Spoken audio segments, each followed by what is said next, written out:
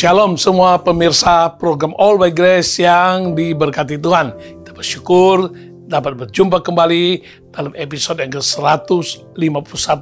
Mari kita berdoa sebelum kita mulai program hari ini. Kami bersyukur untuk kasih karunia-Mu, anugerah, kemurahan dan pimpinan serta penyertaan-Mu yang begitu nyata dalam kehidupan kami hingga kami ada sebagaimana kami ada hari ini semata-mata karena kebaikan-Mu Tuhan. Terima kasih Tuhan kami boleh ikuti program All by Grace hari ini. Mari Tuhan Kau tolong kami Tuhan dengan sepenuh hati, penuh kerinduan hati dan rendah hati, haus untuk menerima apa yang telah Engkau pesankan untuk kami dan kami boleh menerima sebaik mungkin dan membangun iman, membangun hidup rohani kami. Terima kasih Tuhan, urapi hamba-Mu, urapi semua kami yang mendengar, dan kami boleh sama-sama diberkati Tuhan. Di dalam nama Tuhan Yesus, kami bersyukur, kami berdoa. Haleluya, amin.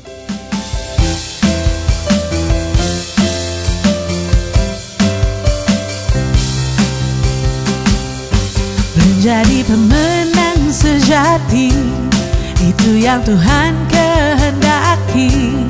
Kasih karunia Dia beri, meneguhkan dan menyertai. Menjadi pemenang sejati, berjuang imani tekuni, sadar diri bangun diri setiap hari, raih prestasi, tekun dan imani, raihlah prestasi. Tuhan menolongku, menyertai ku, menang dengan pasti, tekun dan imani, raihlah prestasi. Tuhan menolongku, menyertai ku, menang dengan pasti. Menjadi pemenang sejati, itu yang Tuhan kehendaki. Kasih karunia Dia beri, meneguhkan dan menyertai. Menjadi pemenang sejati, berjuang imani tekuni, sadar diri bangun diri setiap hari, raih prestasi, tekun dan imani, raihlah prestasi. Tuhan menolongku, menyertai ku, menang dengan pasti, tekun dan imani, raihlah prestasi.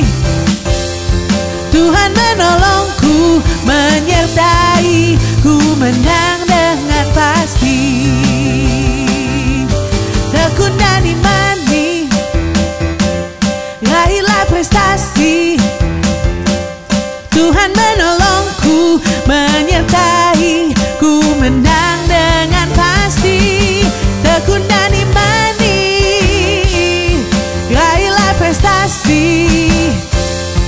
Tuhan menolongku, menyertai ku, menang dengan pasti.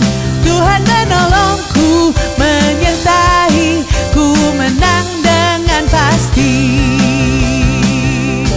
Menjadi pemenang sejati. Sebuah klub sepak bola Jerman, Bayer Leverkusen, berhasil memecahkan rekor sebagai klub Eropa yang belum pernah terkalahkan selama 361 hari dan 51 pertandingan berturut-turut. Mereka juga berhasil menjadi juara Liga Jerman untuk pertama kalinya sejak klub itu berdiri pada tahun 1904. Klub ini sebelumnya dijuluki Leverkusen dikarenakan beberapa kali mereka hampir memenangkan kejuaraan tetapi tak kunjung berhasil meraihnya.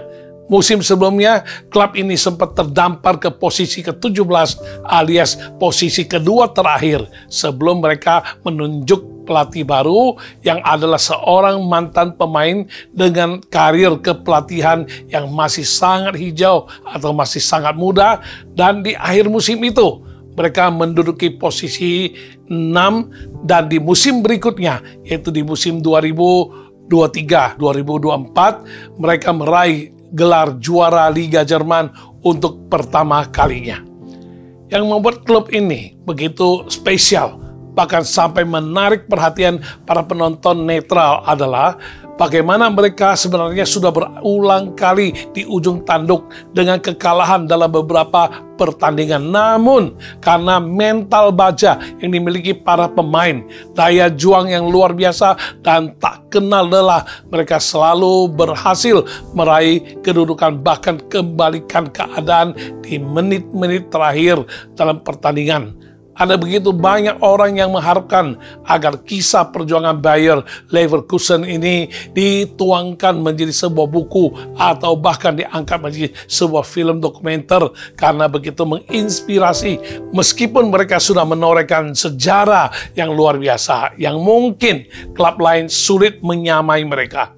Sayangnya, rentetan kemenangan tersebut pada akhirnya harus terhenti pada hari Rabu yang lalu, 22 Mei 2024, karena mereka mengalami kekalahan dalam final Liga Eropa melawan klub Italia Atalanta. Pasti ada sebuah penyesalan dalam diri para pemain, pelatih, staf, maupun fans yang mengharapkan mereka bisa terus menang.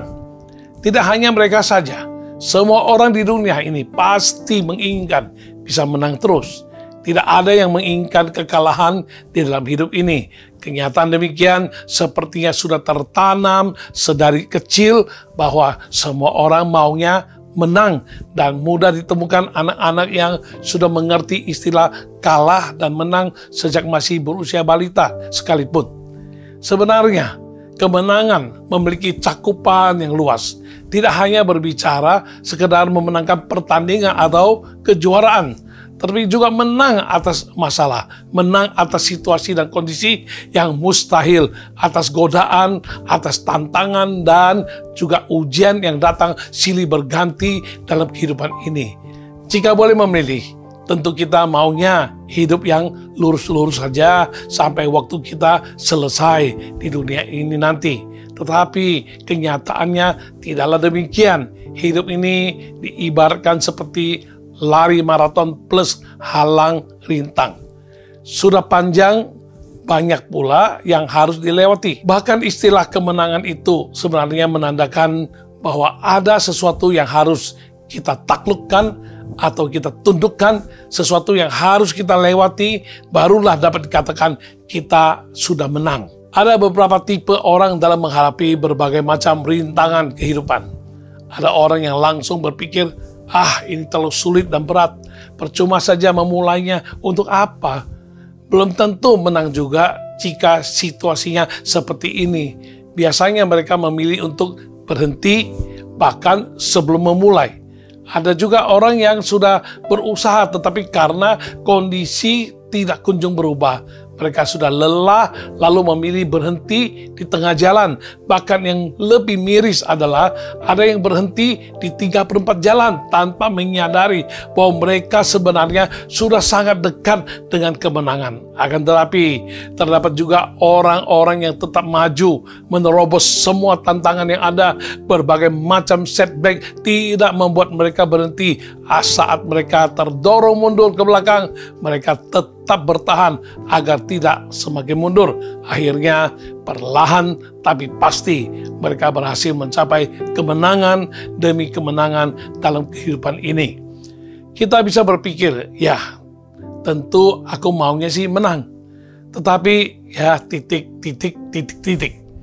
Ada banyak alasan yang mengikutinya. Tetapi bagaimana jika kita mengganti kalimatnya?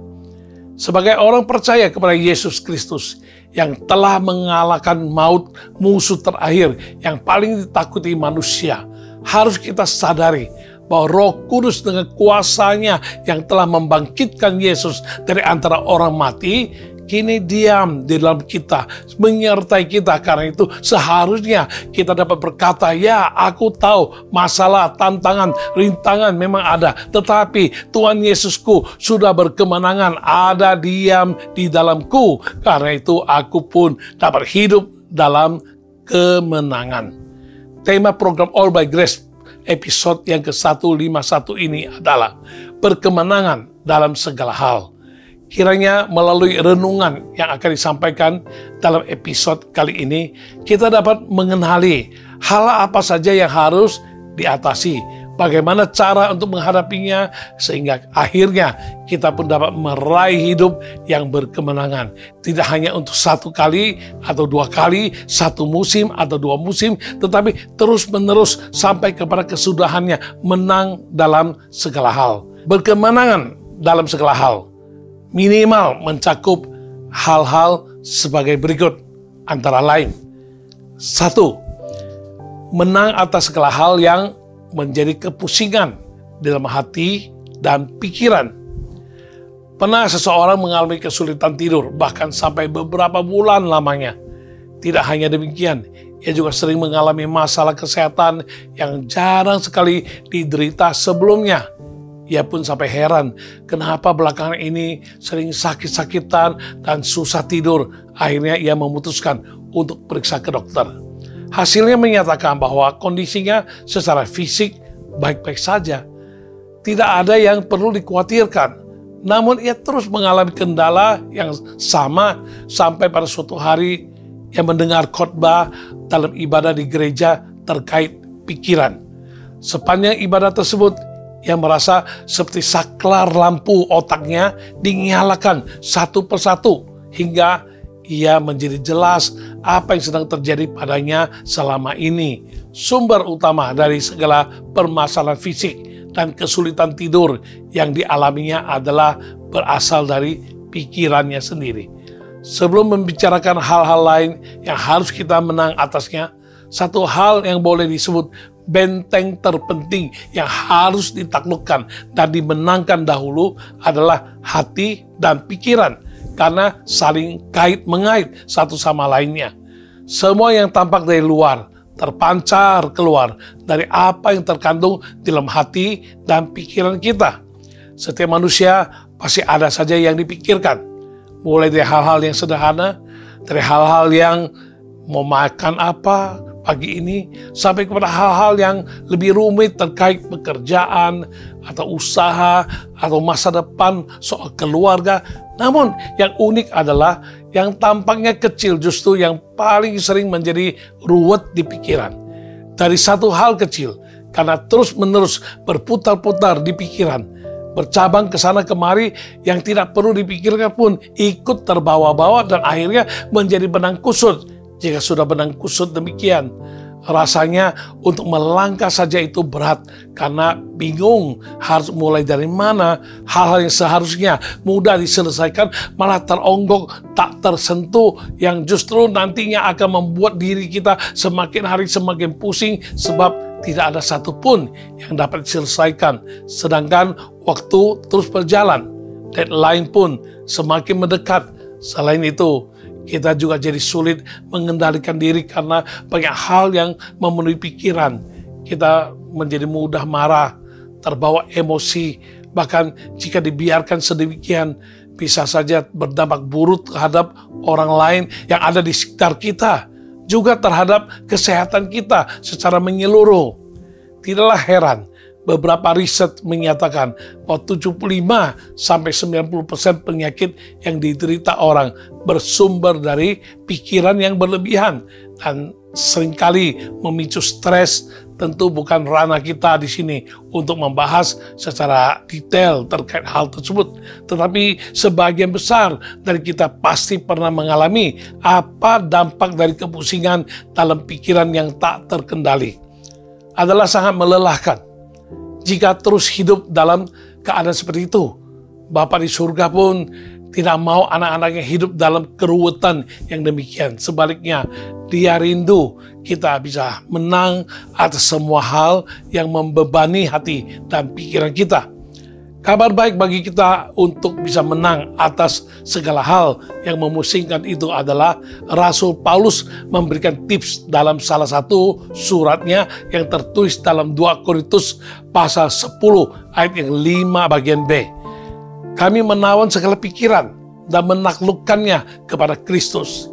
Kita dinasihati untuk menaklukkan pikiran yang berputar-putar itu kepada Kristus. Kita juga perlu menenangkan hati dan pikiran kita sebagaimana tertulis dalam 1 Petrus pasal 4 ayat 7b. Karena itu kuasailah dirimu dan jadilah tenang supaya kamu dapat berdoa.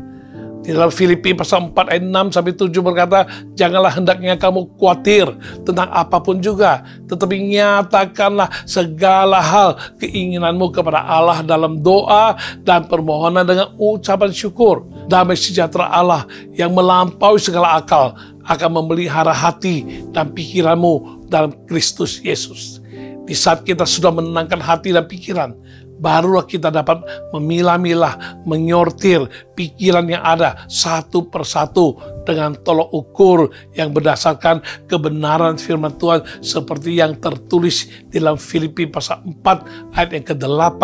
Di situ katakan, jadi akhirnya saudara-saudara, semua yang benar, semua yang mulia, semua yang adil, semua yang suci, semua yang manis, semua yang sedap didengar, semua yang disebut kebajikan dan patut dipuji, pikirkanlah semuanya itu. Ada seorang ibu yang memiliki 2 orang anak. Anak pertama berprofesi sebagai pengusaha pencelupan kain, dan anak kedua sebagai pedagang payung.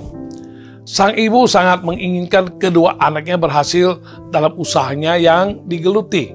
Namun situasi dan kondisi yang terjadi seringkali membuatnya sedih, cemas, dan putus asa.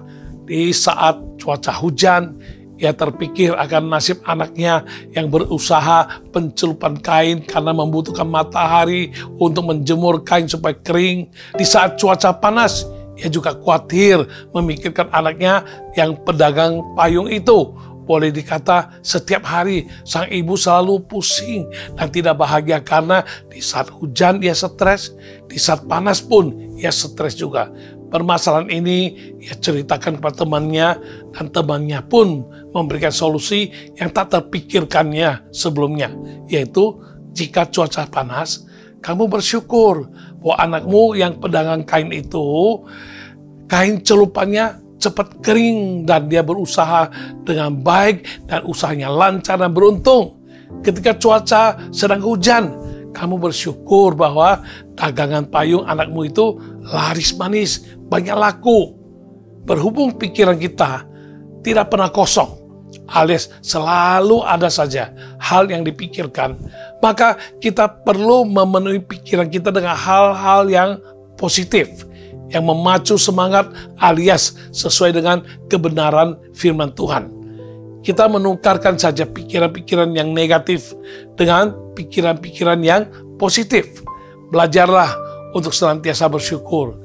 Naikkan pujian kepada Tuhan atas kebaikan dan pemeliharaannya yang tak berkesudahan.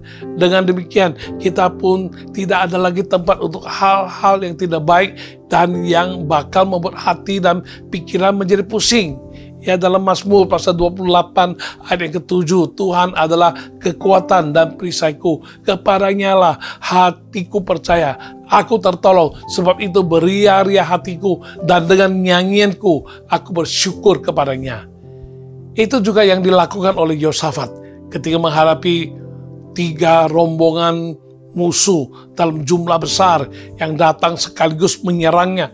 Dan ini tertulis dalam 2 Tawarik pasal 20. Ia saat terhimpit, pikirannya berkecamuk, ia mengambil keputusan yang tepat, yaitu mencari Tuhan dan berserah kepada Tuhan seperti yang dinyatakannya dalam doanya di 2 Tawarik pasal 20 ayat yang ke-12 bagian B dikatakan, kami tidak tahu apa yang harus kami lakukan, tetapi mata kami tertuju kepadamu. Singkat cerita, kemenangan Tuhan berikan tanpa mereka harus turun berperang.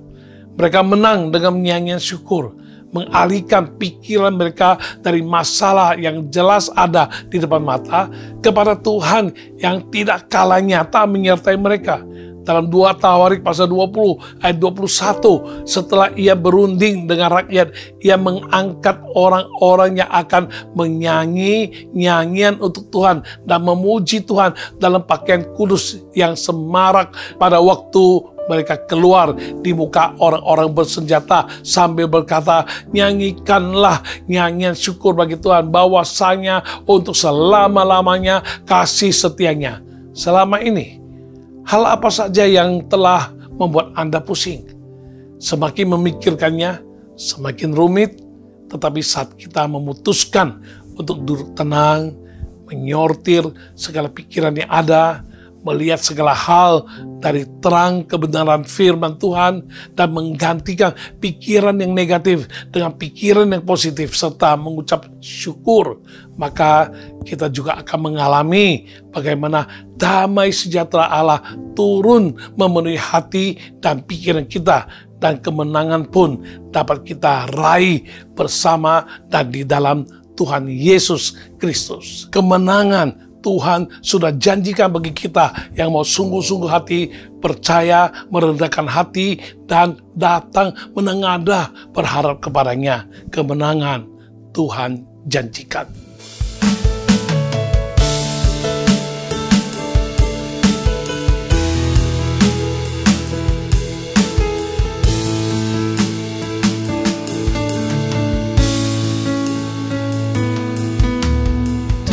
Sumber kuat hidupku ada dalam setiap langkahku. Rancanganmu selalu pasti kemenangan.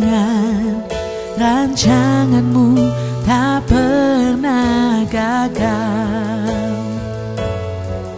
Rancanganmu tak pernah gagal.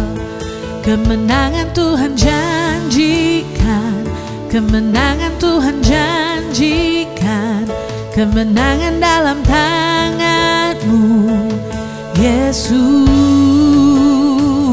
Aku lebih dari pemenang, aku lebih dari pemenang, aku lebih dari pemenang karena Yesus.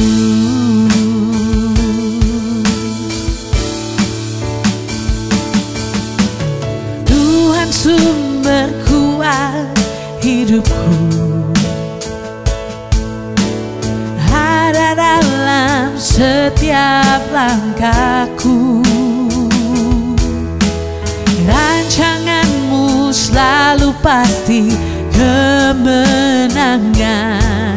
Rancanganmu tak pernah gagal. Rancanganmu tak pernah gagal. Kemenangan Tuhan janjikan, kemenangan Tuhan janjikan, kemenangan dalam tangan-Mu, Yesus. Aku lebih dari pemenang, aku lebih dari pemenang, aku lebih dari pemenang karena oh, kemenangan janjikan, kemenangan Tuhan janjikan. Tangan-Mu, Yesus. Aku lebih dari pemenang, aku lebih dari pemenang, aku lebih dari pemenang karena kemenangan Tuhan janjikan, kemenangan Tuhan janjikan, kemenangan dalam tangan-Mu, Yesus. Aku lebih dari pemenang, aku lebih dari pemenang, aku lebih dari pemenang karena Yesus.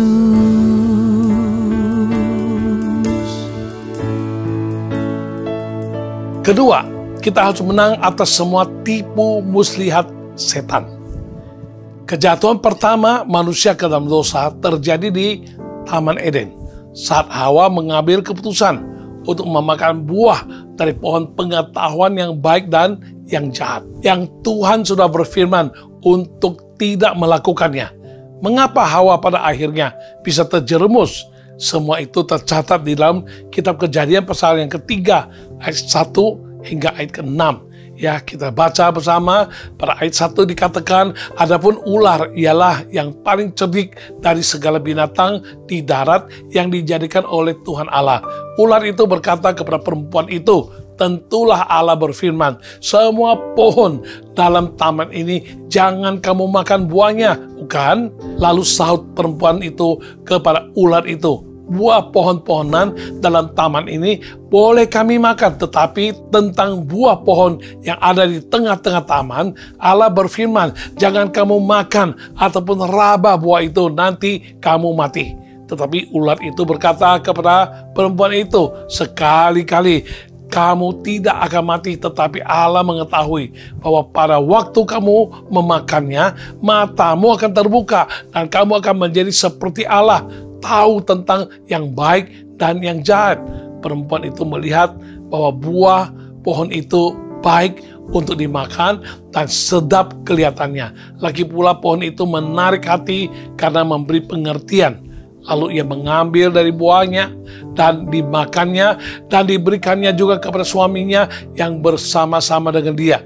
Dan suaminya pun memakannya. Ya, dari kisah ini kita dapat melihat bagaimana iblis menggunakan tipu muslihat yang halus, tidak terang-terangan, untuk menjebak Hawa sampai jatuh ke dalam dosa. Sejak saat itu hingga kini, iblis masih belum berhenti. Cara atau teknik yang dipakainya mungkin tidak sama dan semakin tidak kentara. Tetapi maksud dibaliknya tetaplah sama, yaitu agar kita orang-orang percaya tanpa disadari hidup dalam kompromi dan akhirnya tidak dapat lagi hidup dalam hal-hal baik yang Tuhan siapkan. Potensi yang ada pada kita tidak dapat terrealisasikan dan sulit hidup untuk berkemenangan. Iblis, seperti apa kata Yesus dalam Yohanes pasal 10 ayat yang ke-10a, pencuri datang hanya untuk mencuri dan membunuh dan membinasakan. Tak heran iblis gencar dalam menjalankan niatnya untuk memperdaya anak-anak Tuhan, karena ia sadar akan dampak luar biasa yang dihasilkan oleh anak-anak Tuhan yang sungguh-sungguh beriman dan taat kepada kebenaran firman Tuhan. Karena itu sadarilah akan niatan hati si jahat itu yang berusaha mencuri, membunuh, dan membinasakan potensi yang Tuhan taruh dalam diri kita, setiap orang yang menjadi anak-anaknya. Tentu saja iblis yang tampaknya begitu cerdik padahal licik, ia akan memakai cara yang halus, yang tidak terang-terangan untuk menarik kita keluar dari perlindungan Tuhan. Ia tidak dapat menarik paksa orang-orang yang ada di dalam naungan Tuhan, tetapi ia bisa menggoda mereka dengan melemparkan umpan layaknya seorang pemancing yang ingin mendapatkan ikan, pasti akan memberikan umpan berupa makanan yang menjadi kesukaan ikan tersebut. Lain ikan, lain pula umpannya. Ya, begitu pula halnya dengan trik yang dilakukan oleh iblis. Ia akan memancing kita dengan memberikan umpan berupa hal-hal yang menarik dan yang menggoda perhatian setiap orang yang masing-masing berbeda. Ada orang yang rentan tergoda dalam hal keuangan, maka ditawarkanlah cara-cara cepat tapi tidak benar, ya, dan tidak tepat untuk bisa memperoleh uang tersebut. Ada juga yang mudah jatuh dalam hal hubungan yang tidak sehat. Ditawarkanlah godaan berupa perhatian yang diberikan oleh lawan jenis yang bukan pasangannya. Ya, ada juga yang mudah terjebak dalam perasaan atau emosi yang tak terkendali, sehingga muncullah situasi dan kondisi yang bisa memantik atau memicu luapan emosi. Ada yang rentan jatuh dalam krisis gambar diri, merasa diri tidak layak, tidak pantas, maka akan muncul pikiran-pikiran yang salah terkait dengan siapa dirinya di dalam Kristus, sehingga membuatnya menjadi ragu akan status diri sebagai anak Allah. Dan masih banyak lagi contoh-contoh yang dapat kita kemukakan, namun karena waktu kita tidak semuanya kita beberkan. Mendengar ini semua, kita bisa berpikir, Bagaimana caranya aku bisa menang? Ya, kalau dengan kemampuan sendiri tentu saja sulit. Karena kita adalah manusia biasa, hidup dalam dunia yang sudah jatuh dalam dosa. Kita rentan terjerumus dalam godaan yang tersebar di mana-mana setiap harinya. Namun syukurlah bahwa kita tidak dibiarkan sendirian untuk menghadapinya semua.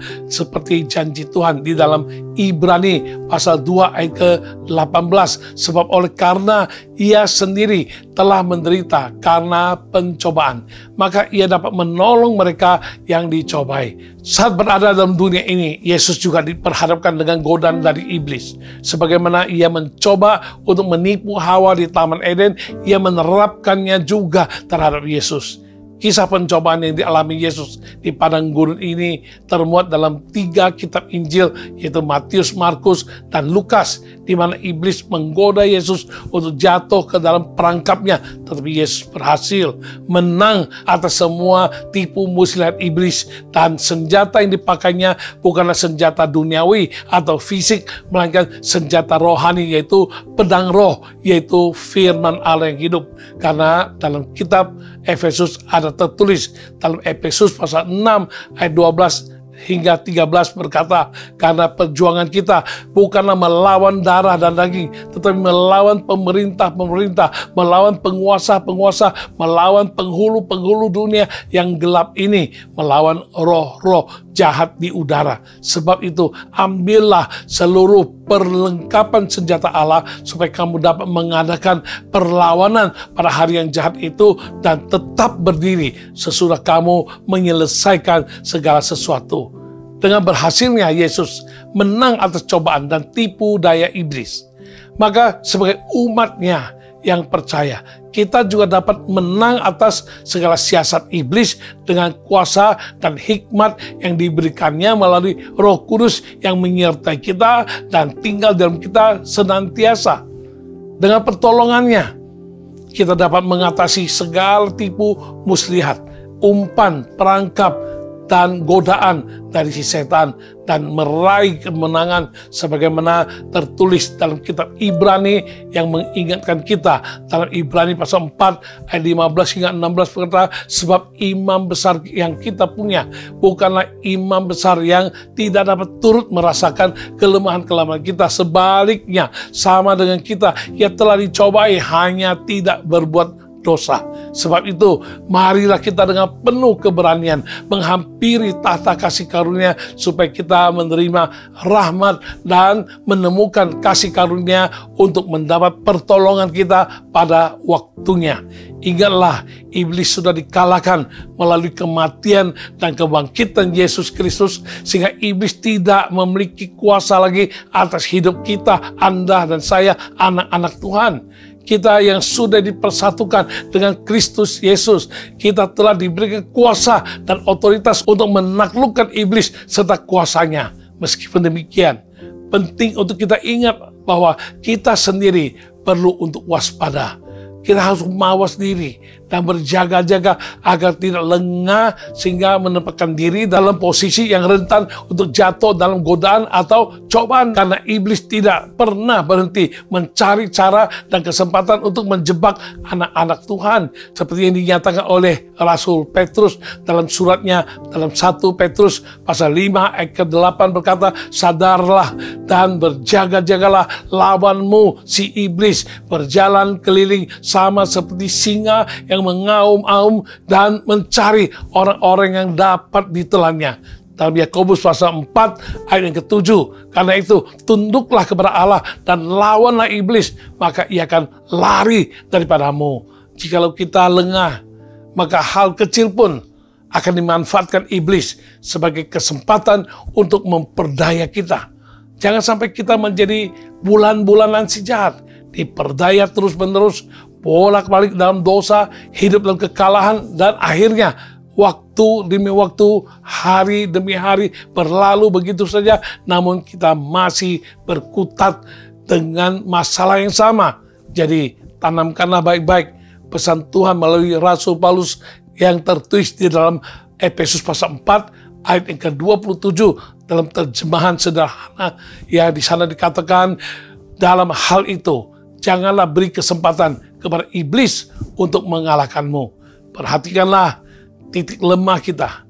Berjaga-jagalah di sana, mohonlah kasih karunia Tuhan untuk memperlengkapi kita sehingga kita dapat tetap teguh berdiri dan berkemenangan, tidak sampai terkalahkan, tertipu oleh tipu muslihat si setan iblis itu.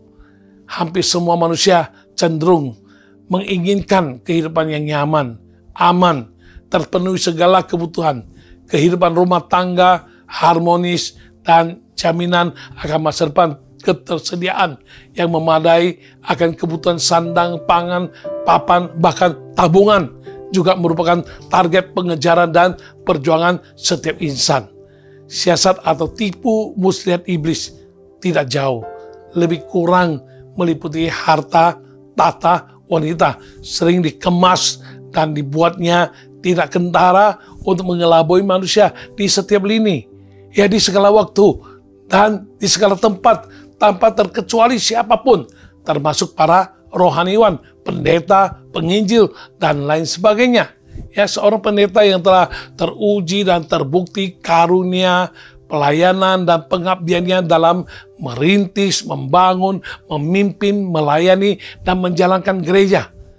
Sungguh tak terpungkiri, suatu hari beberapa jemaatnya yang telah tertanam dan setia, tanda kutip, menawarkan diri untuk menjadi penopang, khususnya dalam hal keuangan.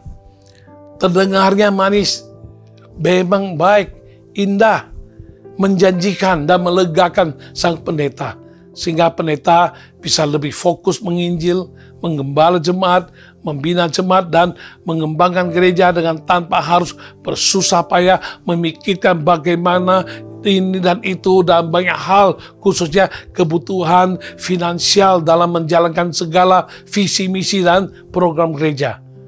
Pendeta bisa lebih lega, lebih nyaman hidupnya, tanpa stres, tak perlu banyak pusing banyak hal, karena mereka juga menawarkan diri untuk menjadi board atau badan pengurus, sehingga semua visi misi dan program yang akan dijalankan pendeta akan didukung penuh oleh mereka, khususnya dalam hal finansial, dengan catatan visi misi dan program yang akan dijalankan itu harus sudah diketahui dan disetujui mereka terlebih dahulu. Dengan kata lain, mereka adalah tim yang akan mengatur pendeta sesuai dengan pendapat mereka. Setelah didoakan, pendeta tersebut menolak tawaran beberapa jemaat tersebut, sehingga ia rela bayar harga lebih, harus peka-peka lebih terhadap pimpinan Tuhan dan suara Tuhan, harus lebih lagi mengandalkan Tuhan dalam menjalankan seluruh visi misi dan program yang Tuhan berikan.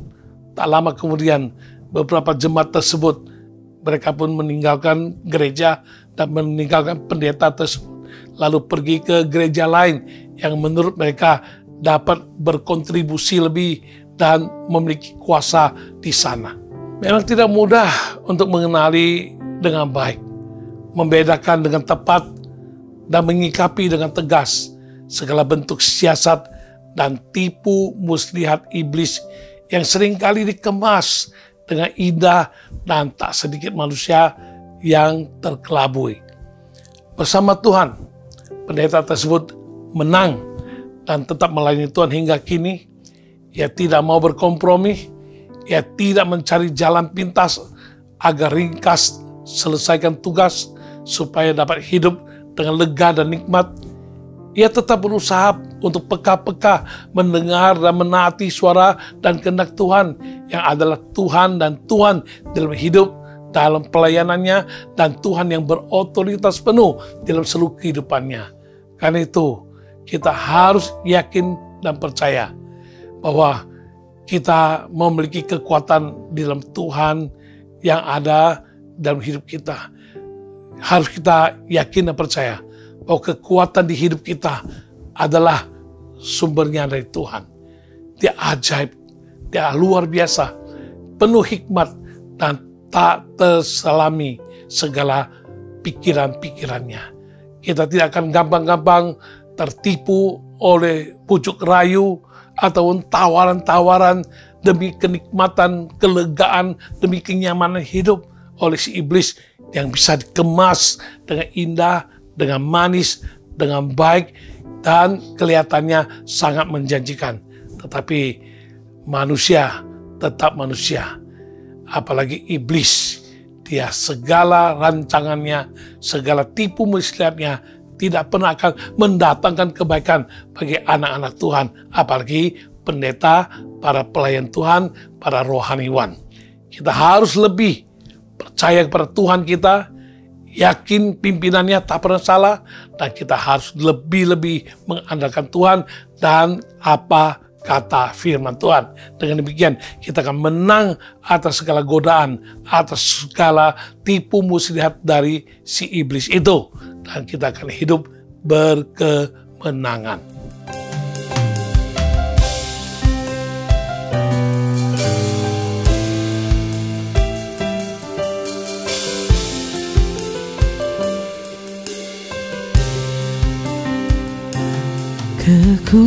Kekuatan di hidupku ku dapat dalam Yesus.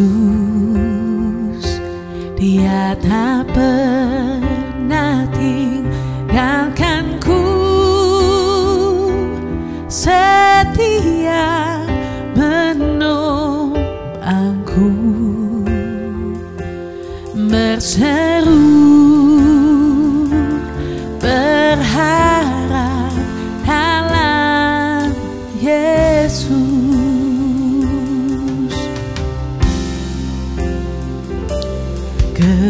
Kekuatan di hidupku ku dapat dalam Yesus. Dia tak pernah tinggalkanku, setia menopangku, berseru berharap dalam Yesus. Ajaib Kau Tuhan, penuh kuasa, sanggup pulihkan keadaanku. Dalam tangan-Mu seluruh hidupku tak akan goyah selamanya. Ajaib Kau Tuhan, penuh kuasa, sanggup pulihkan keadaanku. Dalam tangan-Mu seluruh hidupku tak akan goyah selamanya, tak akan goyah selamanya, tak akan goyah selamanya.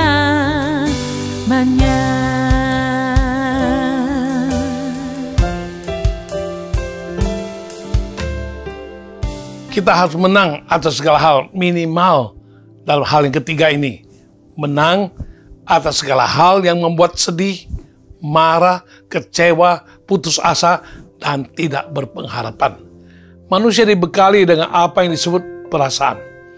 Kita semua bisa merasakan yang namanya senang, sukacita, kebahagiaan, keseruan atau excited, semangat, dan berbagai perasaan positif lainnya.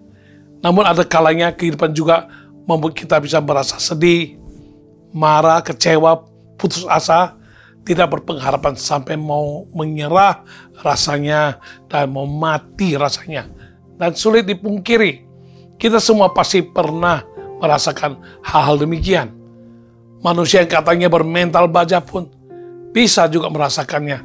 Bahkan Tuhan Yesus sendiri pun ketika hidup di dunia, dia merasakan bermacam-macam gejolak emosi seperti yang kita rasakan juga. sebelum ditangkap di Taman Getsemani, dia bahkan berkata, hatiku sangat sedih, seperti mau mati rasanya. Ini menunjukkan bahwa merasakan sesuatu adalah manusiawi. Coba bayangkan apa jadinya jika kita terus dikendalikan oleh emosi atau perasaan. Jika kita terus-menerus sedih, terus-menerus marah, kecewa, putus asa, dan tidak berpengharapan, akan seperti apa jadinya hidup kita ini? Tentu saja kita tidak mau, bukan? Tetapi seringkali kita merasa tak berdaya. Ya, aku memang orangnya baperan. Ya, mudah terbawa perasaan. Sulit menang, sulit overcome. Aku memang orangnya seperti ini. Gampang sedih. Ya, kita tidak diminta untuk mengabaikan perasaan, tetapi kita bisa memilih untuk tidak hidup dikendalikan oleh perasaan, karena perasaan itu tidak stabil, mudah berubah-ubah.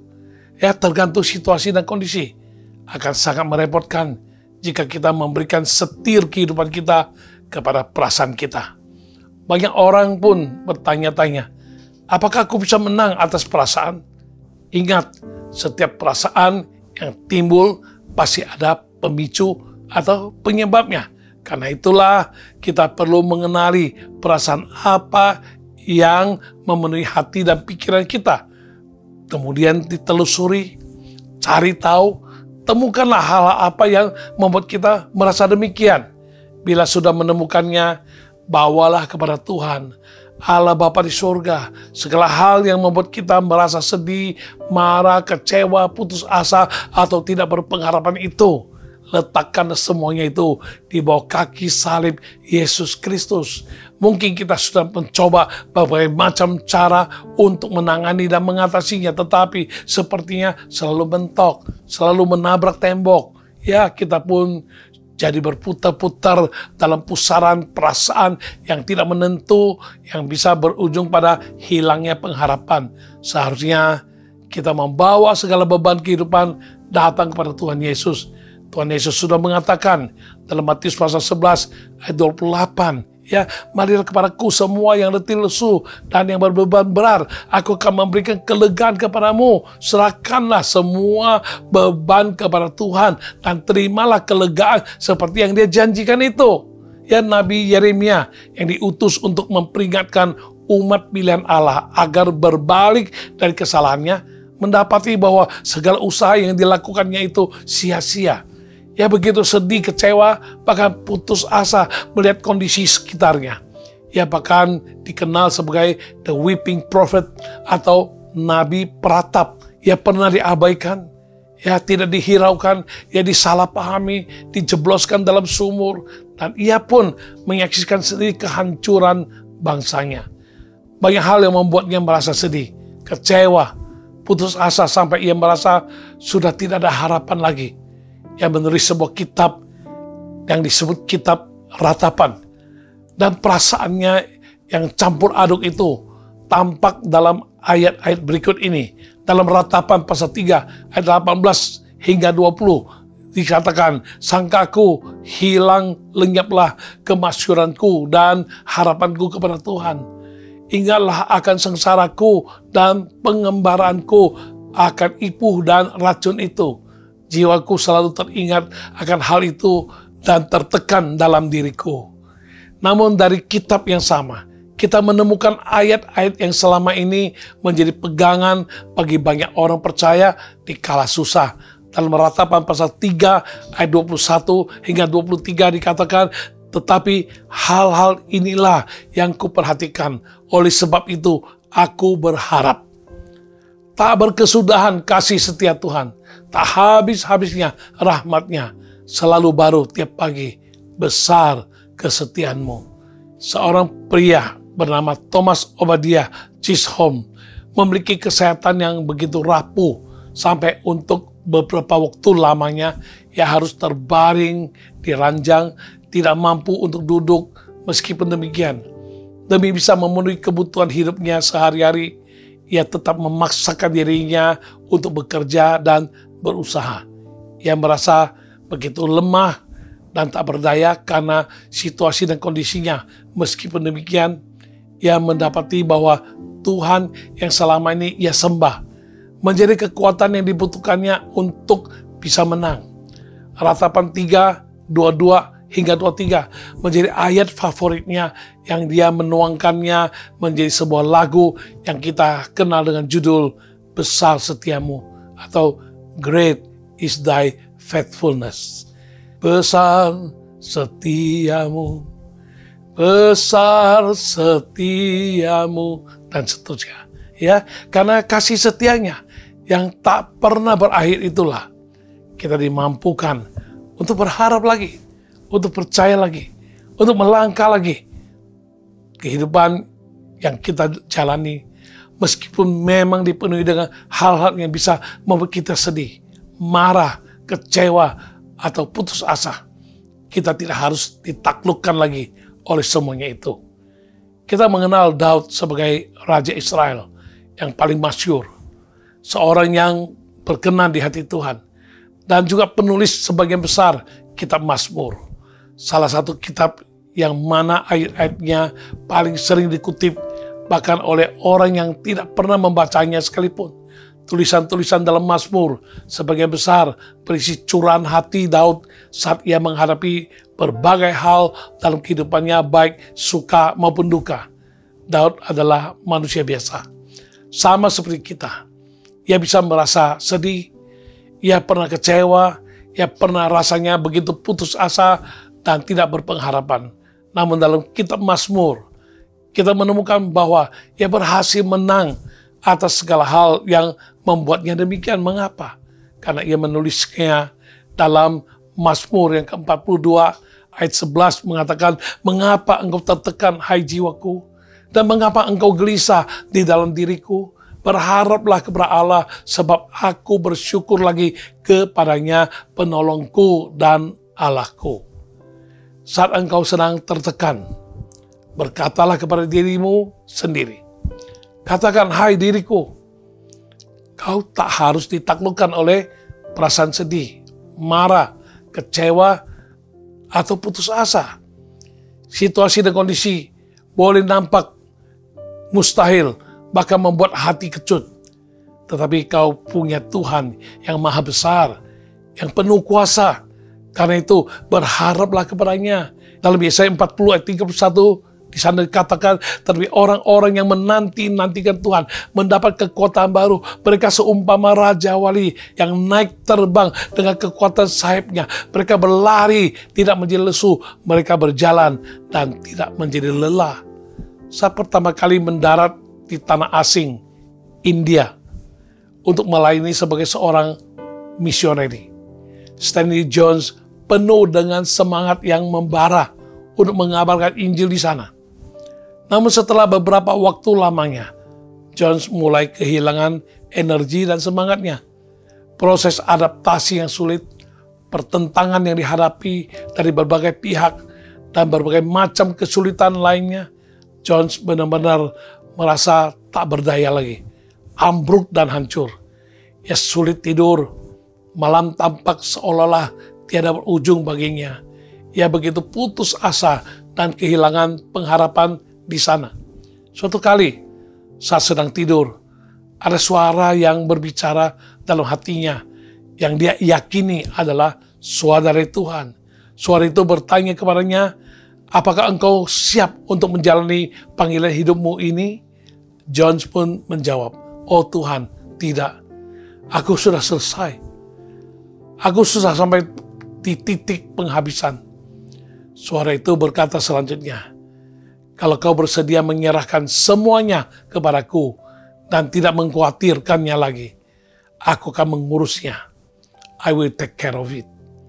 Jones terbangun kaget dan spontan berkata, "Oke Tuhan, ku terima tawaranmu."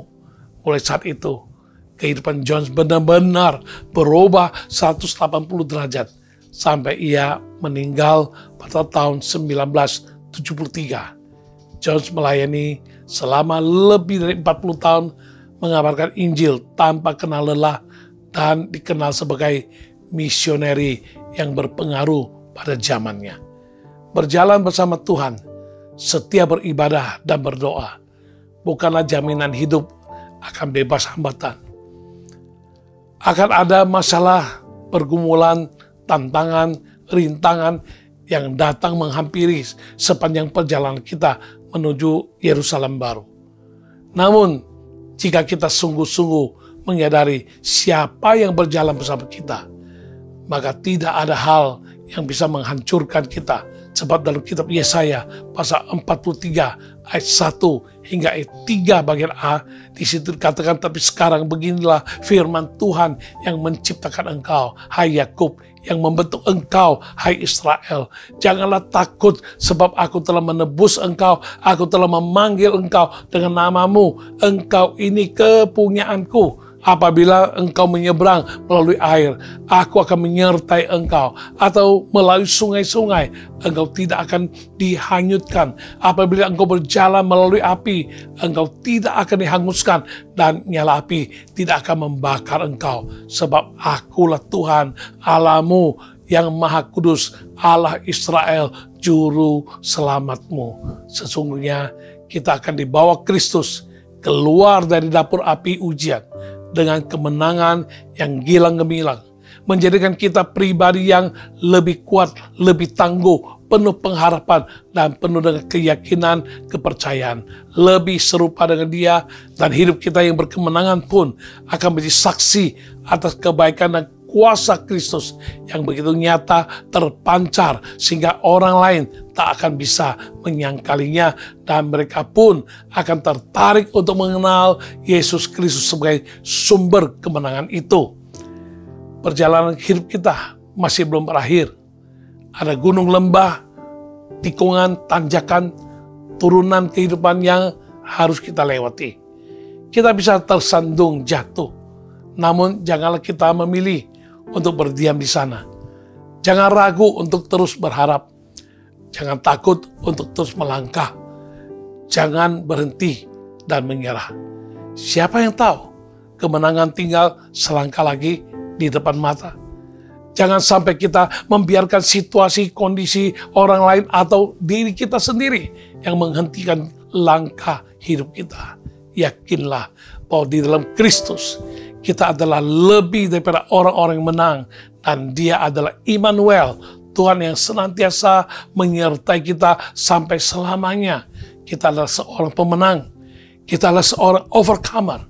Ya, kita harus sandar pada Yesus, kita akan selalu keluar menjadi seorang pemenang, bahkan pemenang yang sejati.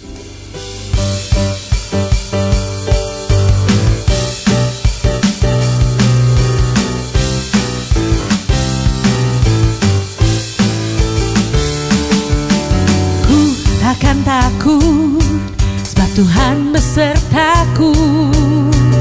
Ku takkan bimbang, sebab Yesus Tuhan Allahku. Dia akan teguhkan dan akan menolongku. Ku menang sebab tangan kanannya memegangku. Sandarkan Tuhan, jadi pemenang.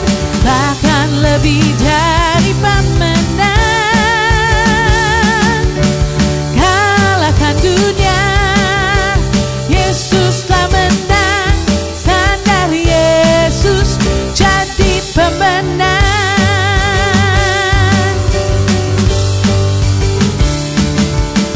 Ku takkan takut, sebab Tuhan besertaku.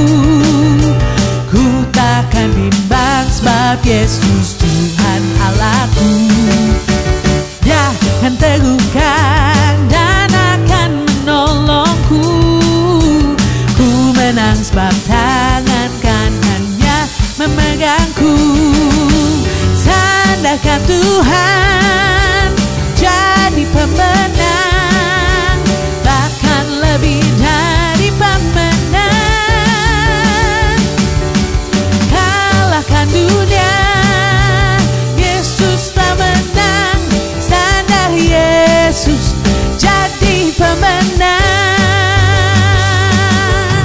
Di dunia derita aniaya, kuatkan hati dan percaya. percaya, beriman sandar padanya, kalahkan dunia.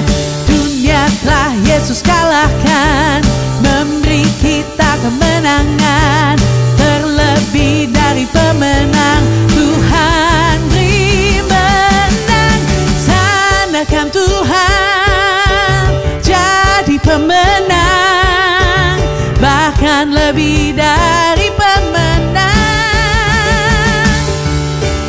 Kalahkan dunia, Yesus telah menang, sandal Yesus jadi pemenang,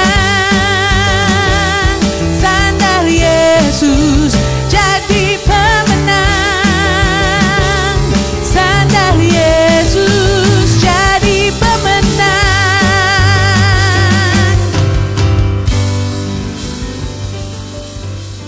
Ya, kita telah mendengarkan apa yang telah dibahas di atas.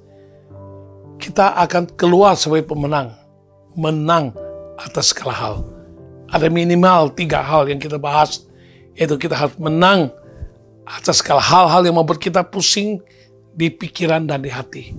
Kita harus menang atas siasat tipu muslihat dari si iblis yang senantiasa ingin mencoba untuk membuat kita gagal untuk melaksanakan segala kehendak Tuhan. Dia mau dengan berbagai cara untuk menjerat kita dan mengelabui kita sampai kita akhirnya terjerumus, jatuh, dan menjadi orang yang gagal, bukan orang yang menang. Yang ketiga adalah kita harus menang atas segala hal yang membuat hati kita sedih, marah, kecewa, putus asa, dan tak berpengharapan. Semuanya itu bisa terjadi setiap saat kita hadapi. Namun pilihan di tangan kita. Bersandar pada diri dan kekuatan kita, kita sungguh tidak mampu. Namun saat kita mau merendahkan hati kita, kita mengakui keterbatasan kita, kelemahan kita, kita butuh Tuhan. Kita senantiasa mengandalkan Tuhan, bersandar pada kekuatannya. Kita keluar sebagai pemenang, bahkan lebih daripada pemenang. Mari kita berdoa bersama-sama. Kami bersyukur Tuhan untuk apa yang telah Engkau nyatakan pada kami, untuk kami boleh disadarkan bahwa kami bukan ditentukan untuk menjadi orang-orang yang kalah, tapi kami sudah Engkau harapkan untuk menjadi pemenang sejati. Tuhan, minimal ada 3 hal yang harus kami menang atas hal-hal yang membuat hati pikiran kami menjadi pusing. Kami harus menang atas segala siasat tipu muslihat iblis, dan kami harus menang atas segala hal yang membuat hati kami sedih, kecewa, putus asa, dan tak berpengharapan. Dan kami tahu semuanya itu kuncinya hanya ada pada Engkau, Tuhan, yang adalah sumber kekuatan, sumber hikmat, sumber jalan keluar bagi kami sekalian. Tolong kami Tuhan, bukan hanya mendengar lalu kami melupakannya, namun Tuhan, pada saat ini pun kami menyadari dalam hal mana kami kalah. Kami mau datang padamu mengakuinya. Mohon pemulihan, mohon kekuatan, mohon kasih karunia-Mu, mohon pertolongan-Mu, sehingga kami boleh bangkit kembali dan kami boleh bersandar padamu. Bersama Engkau kami boleh menghadapinya lebih dan menaklukkan, memenangkan, bahkan mengalahkan semua yang membuat kami menjadi pusing atau tipu muslihat iblis, atau hal-hal yang membuat hati kami sedih, marah, kecewa, putus asa, dan tak berpengharapan. Terima kasih Tuhan. Tolong kami Tuhan, kami boleh semua setelah mendengar, merenungkan, dan kami boleh mempraktekkan dalam kehidupan kami, mengandalkan Engkau, dan kami boleh keluar sebagai pemenang sejati, dan hidup kami boleh menyenangkan hati-Mu, berkenan padamu, dan kami boleh membawa inspirasi dan berdampak bagi hidup banyak orang. Terima kasih Tuhan. Terpuji nama-Mu Tuhan. Di dalam nama Tuhan Yesus Kristus kami bersyukur, kami berdoa, dan terima berkat-Mu. Haleluya. Amin. Haleluya. Tiba saatnya kita akan berdoa syafaat. Pertama saya akan mendoakan untuk Anda yang menderita kanker prostat. Segawat apa kanker itu, pada level apa, stadium berapa bahayanya, menurut diagnosa dokter sudah mengatakannya dengan jelas. Secara kedokteran engkau harus mengalami begini, begitu, tindakan ini, tindakan itu. Namun kita tidak boleh putus asa. Kita percaya bagi manusia hal itu tak mungkin, bagi Tuhan segala sesuatu adalah mungkin.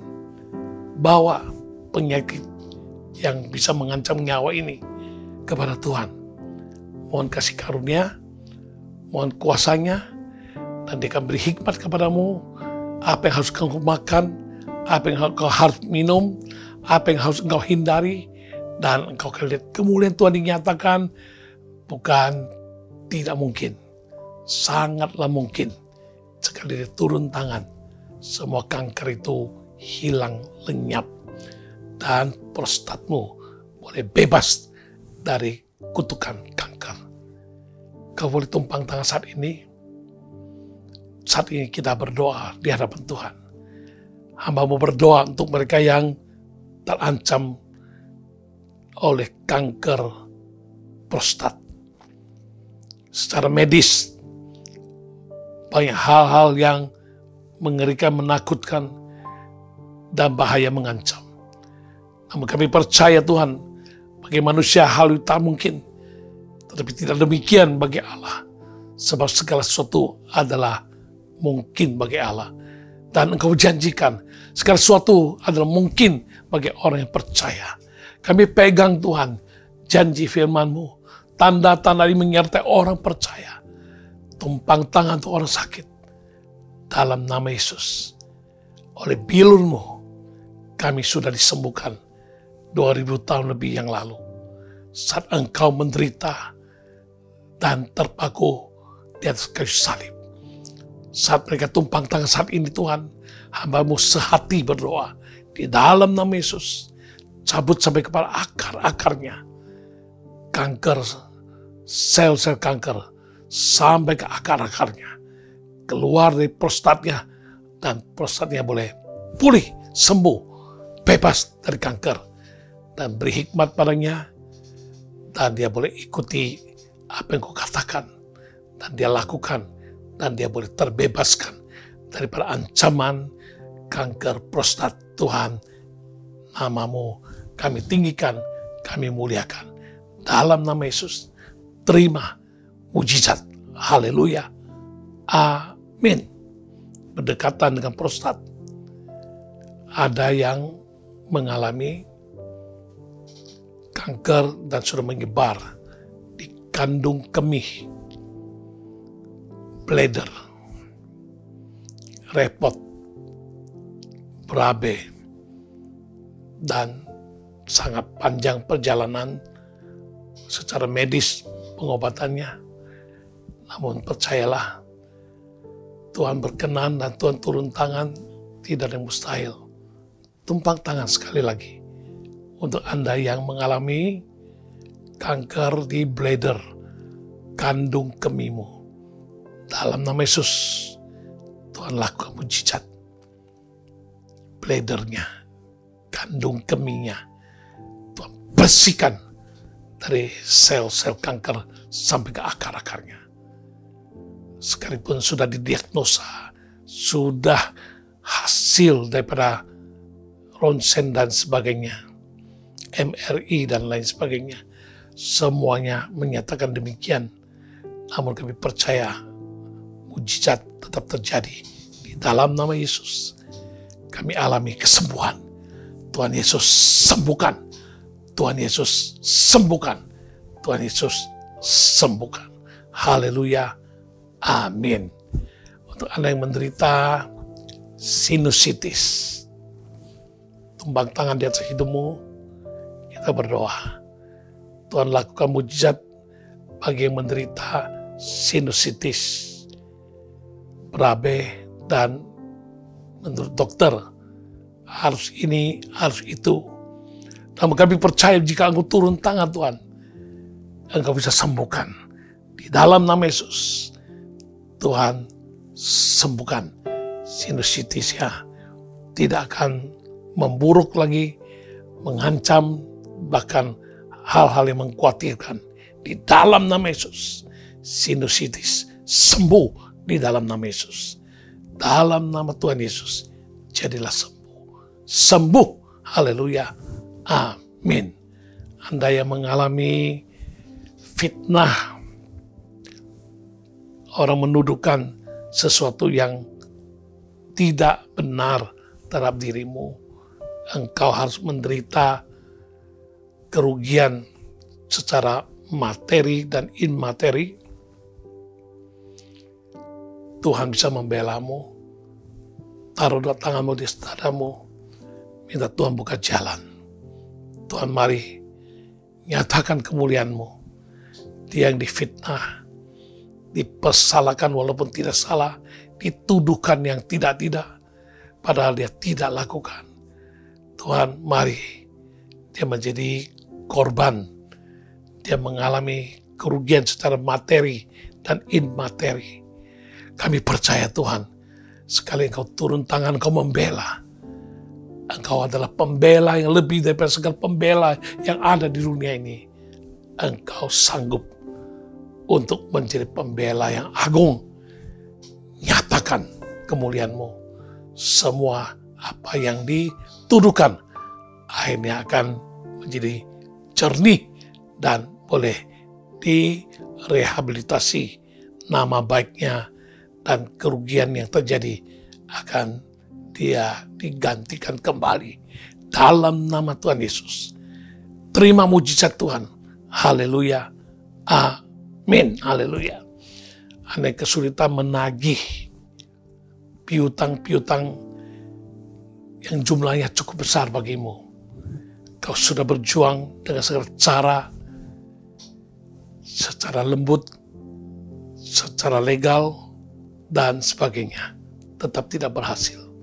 Saat ini, secara Tuhan kita mohon Tuhan buka jalan. Nyatakan kemuliaan Tuhan. Taruh tanganmu di dadamu yang tak bisa tertagih lagi. Sepertinya sudah putus asa. Tidak ada harapan. Tuhan tolong tagihkan.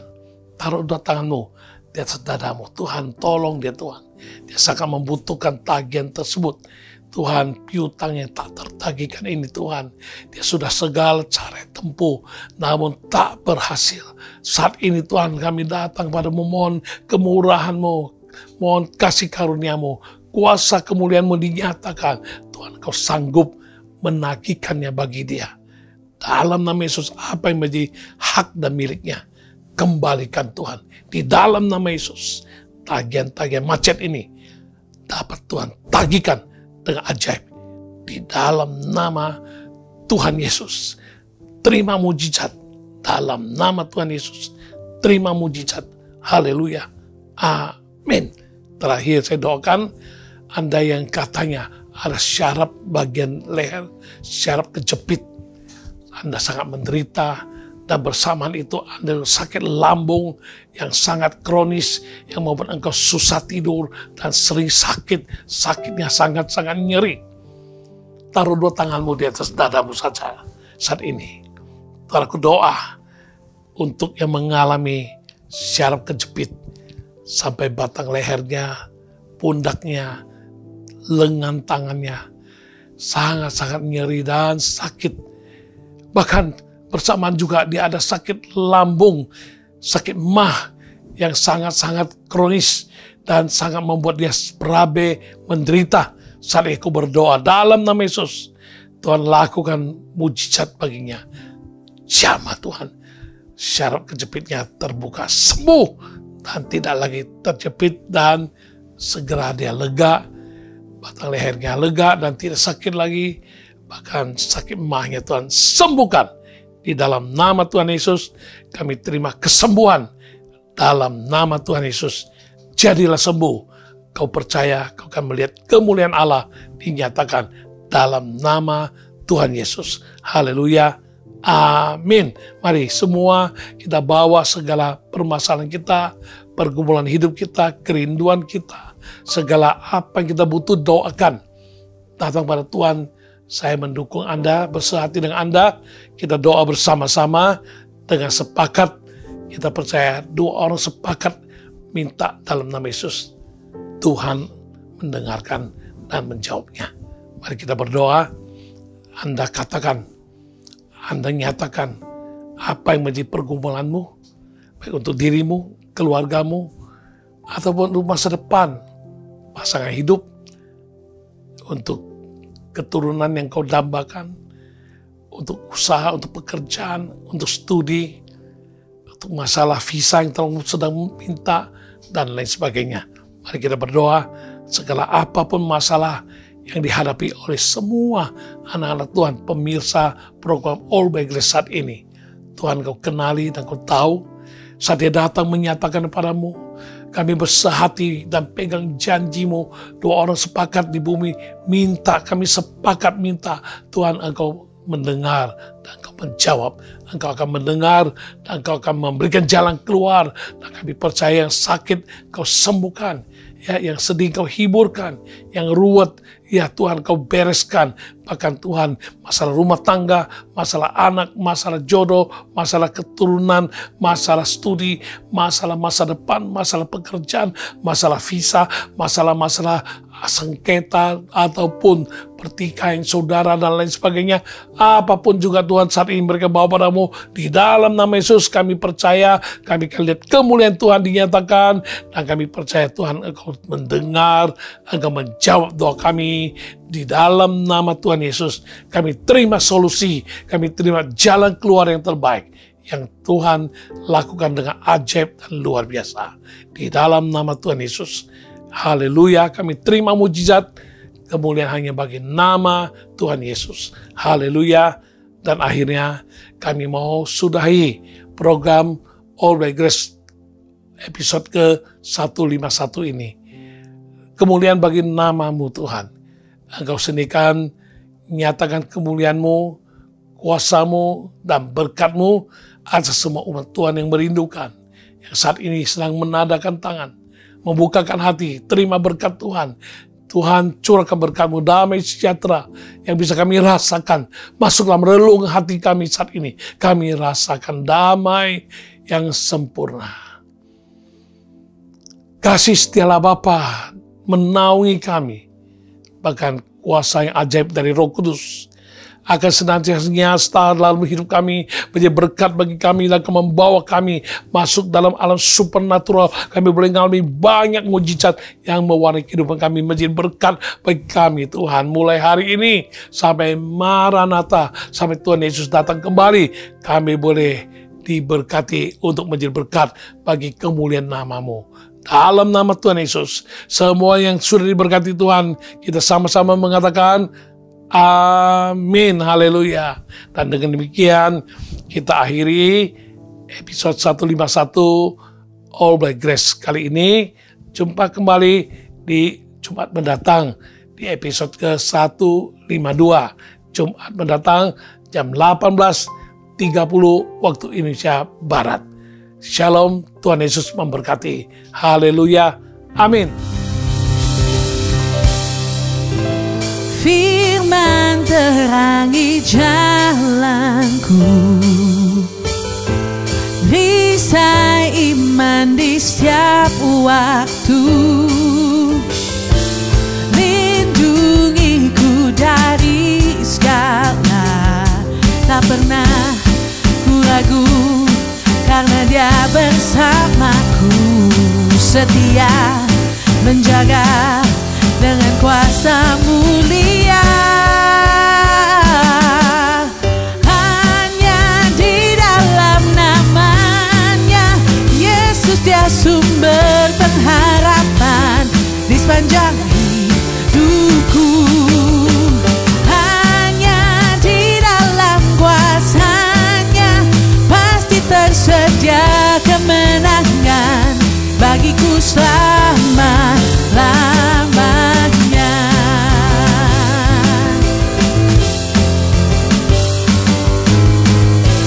Firman terangi jalanku, perisai iman di setiap waktu,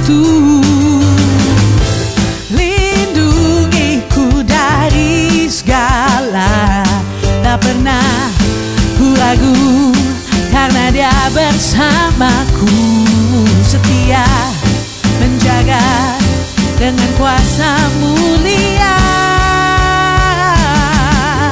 Hanya di dalam namanya Yesus, Dia sumber pengharapan di sepanjang hidupku. Hanya di dalam kuasa-Nya pasti tersedia kemenangan bagiku selama-lamanya. Hanya di dalam namanya Yesus, Dia sumber pengharapan di sepanjang hidupku. Hanya di dalam kuasa-Nya pasti tersedia kemenangan bagiku selama-lamanya, bagiku selama-lamanya, bagiku selama-lamanya. Tuhan Yesus memberkati semuanya. Sampai ketemu minggu depan. All by grace.